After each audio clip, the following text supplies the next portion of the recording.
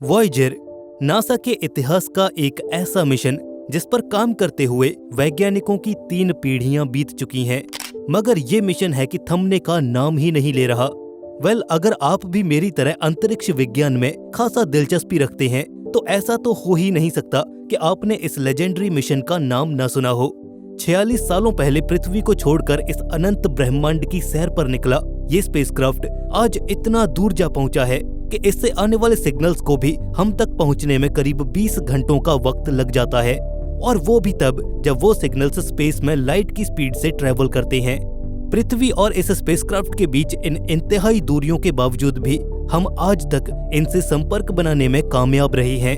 हालांकि इन स्पेसक्राफ्ट्स की एनर्जी को सेव रखने के लिए इनके बहुत से साइंटिफिक इंस्ट्रूमेंट्स और पेलोड्स को शट डाउन कर दिया गया है, मगर आज भी हमें इनसे निरंतर सिग्नल मिल रहे हैं और इस अनंत ब्रह्मांड के लिए मानव जाति का ये संदेशवाहक आगे बढ़ता ही जा रहा है।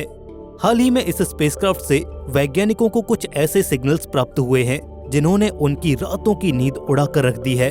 इन अजीबोगरीब सिग्नल्स में कुछ तो ऐसा है जो वैज्ञानिकों को सर खुजलाने पर मजबूर कर रहा है। क्या वाकई ये स्पेसक्राफ्ट सुदूर अंतरिक्ष में मौजूद किसी एलियन बस्ती के पास जा पहुंचा है, या फिर इसमें कोई ऐसी गड़बड़ आ चुकी है जो इस मिशन को इसके अंत की ओर ढकेल रही है? वॉयेजर से हासिल हुए पूरे डेटा का एनालिसिस देखने के लिए और इस काले अंतरिक्ष की सच्चाई से वाकिफ होने के लिए बने रहें आज की इस वीडियो में। नमस्कार दोस्तों, आप देख रहे हैं रहस्य टीवी स्पेस। तो चलिए शुरू करते हैं। इंसानी इतिहास में अब तक वॉयेजर ही वो एकमात्र स्पेसक्राफ्ट हैं जिन्होंने सौरमंडल की सीमाओं को लांघकर इंटरस्टेलर स्पेस तक अपनी पहुंच बनाई है।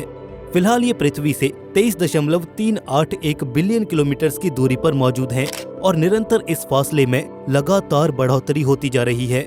इन जुड़वा स्पेसक्राफ्ट्स का लॉन्च वक्त में 46 साल पीछे सन 1977 को हुआ था। Primarily gas Giants Jupiter, Saturn, Uranus और नेपच्यून को बारीकी से स्टडी करने के मकसद से बने ये स्पेसक्राफ्ट हर कसौटी को पार करते हुए आज एक इंटरप्लेनेटरी रिसर्च मिशन से कहीं ज्यादा बढ़कर एक इंटरस्टेलर स्पेसक्राफ्ट बन चुके हैं। 5 नवंबर सन 2018 ये वो तारीख थी जब फाइनली वॉयेजर 2 ने सूरज से 119 एस्ट्रोनॉमिकल यूनिट्स की दूरी तय करने के बाद इंटरस्टेलर स्पेस में कदम रखा था।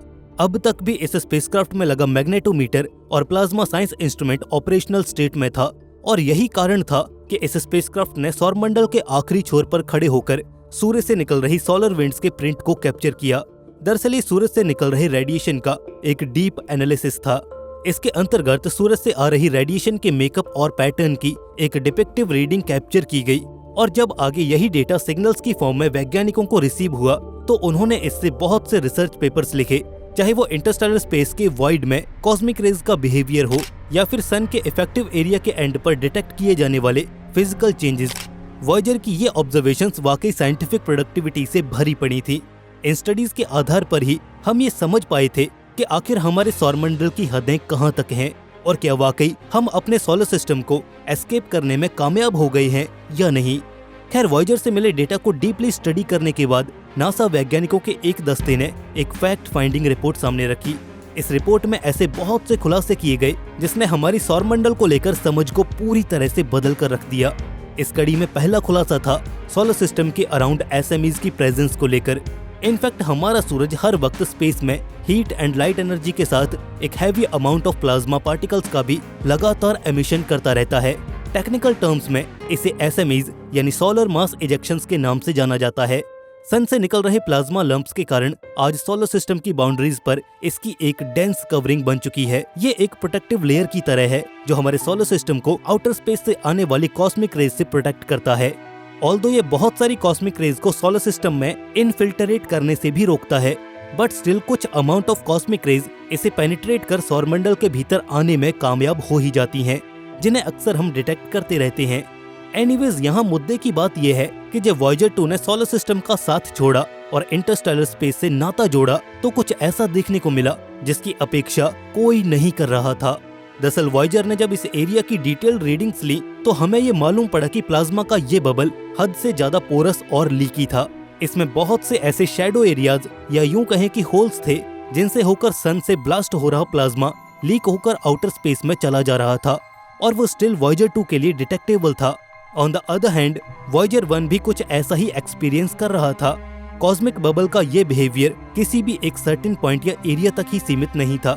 ये डिटेक्ट करने में हमें मदद की दोनों ही स्पेसक्राफ्ट्स की डिफरेंट पोजीशंस ने। वॉयेजर 1 और वॉयेजर 2 ने अलग अलग डायरेक्शन से इंटरस्टेलर स्पेस में प्रवेश लिया था और यही कारण था कि वो इंटरस्टेलर मीडियम के डिफरेंट रीजन्स को एक्सप्लोर करने लगे थे। हालांकि ये बात आज तक भी एक रहस्य बनी हुई है कि आखिर ये सोलर प्लाज्मा कैसे इस आवरण को पार करके इंटरस्टेलर स्पेस में डिटेक्ट हो रहा है। सोलर सिस्टम से इंटरस्टेलर स्पेस का ये ट्रांजिशन कम ड्रामेटिक नहीं था। इन हदों को पार करने से पहले वैज्ञानिकों का ये विश्वास था कि सौरमंडल के आखिरी छोर और इंटरस्टेलर स्पेस की दहलीज में कुछ खास फर्क नहीं होगा, मगर वॉयेजर ने अपनी इन फाइंडिंग से उन्हें गलत साबित कर दिया। इंटरस्टेलर स्पेस और इनर सोलर सिस्टम में एक वाइटल चेंज था, प्लाज्मा की डेंसिटी। जी हाँ, वही प्लाज्मा जो कि सन की सरफेस से ब्लास्ट होकर आउटर स्पेस में रेडिएट हुआ था। आज उनसे इन दोनों ही मीडियम्स के बीच एक एक्टिव बाउंड्री क्रिएट हो गई है।